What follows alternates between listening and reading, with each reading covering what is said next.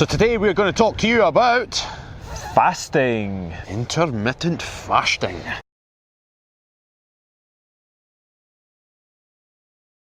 So intermittent fasting is very, very popular in certain circles.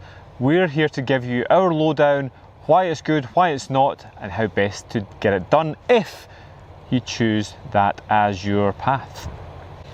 So first of all, we'll look at what's fashionable. There's lots of different diets that include fasting. Now you've got the 5-2, they've got the 16-8. 16-8, that's right. That's only two. That's the main two. Yeah.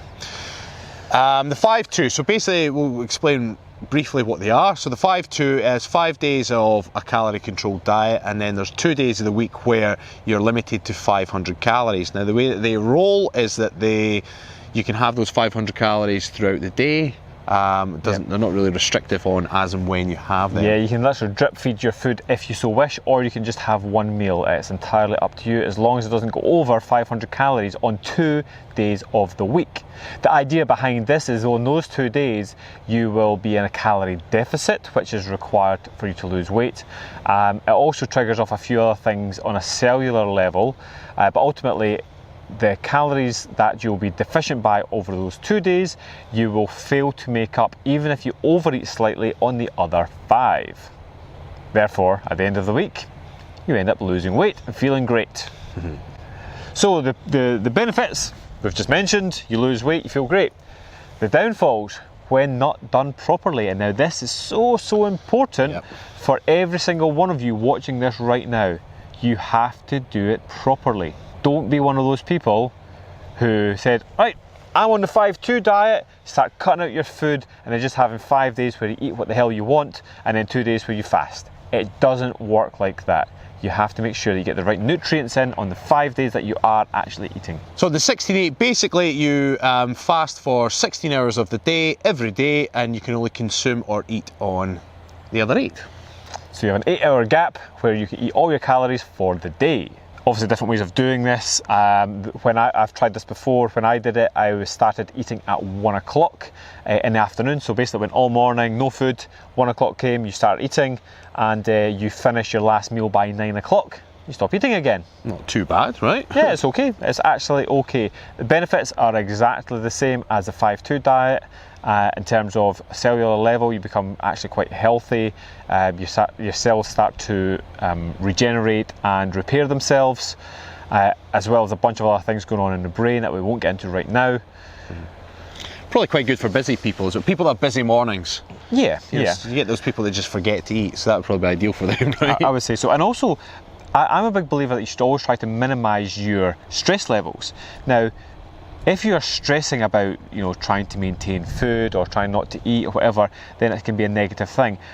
For busy people, if you believe that you should be eating on a regular basis and you're stressing trying to get the food in, which is often you and I on a Monday particularly, it can actually be very, very nice to say, well, actually this is part of my diet, I'm not eating until 1 o'clock. So you just don't have to worry about it. Just have a bottle of water and away you go.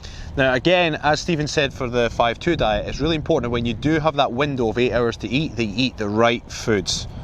Okay, you need to get your fibre up, your vitamins and minerals.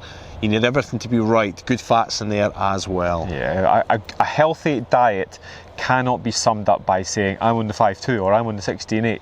A good diet takes the right macronutrients, the right micronutrients, all the vitamins, minerals, phytochemicals, protein, fats and carbs, water, hydration, fibre. He said that fast. Said it too many times now. Right, we're going to give you the Kilted Coach's Way. Now, this is a method that we've tried and tested and done for years. We recommend clients to do it, and it suits majority of people's lifestyle. I would say so. Like I said, we are extremely busy on a Monday particularly, and even when you're on the 16-8, we found that actually on other days you're kind of training in the morning, so you don't really want to be fasting. So what we found is actually just fasting for 1 day only, but it's a full day. 1 full day, 24 damn hours. 24 damn hours, and actually it's a lot easier than it sounds. Yeah. So our method of doing it is by, like I said, we do it on a Monday, so Sunday night is your last meal. That may be 7 or 8 o'clock. You go to bed, wake up, all you have is water throughout the day, and then you just fast, you get on with your day, especially if you've got a busy day. It's really easy. Before you know it, I tend to notice it when I hit about 4 p.m. and I'm looking at the clock, I'm like, only 3 hours to go. That's when it starts to hit me, but other than that, yeah. And then come the Monday night, you have your normal meal. Do not pig out. This is really important as well. Do not pig out, have your normal meal, loads of vegetables, get loads of fibre in there, some lean protein, and again, go to bed that night. You'll wake up on the Tuesday feeling a little bit hungry, but ultimately amazing. So give it a go. The Kilted Coach's Way, or the 5-2 or the 16-8. Let us know if you've had any experience with this already, or if you're going to try it. We would recommend, if you do have any health implications, do not do this. Okay, always seek advice from your doctor before you do any of this.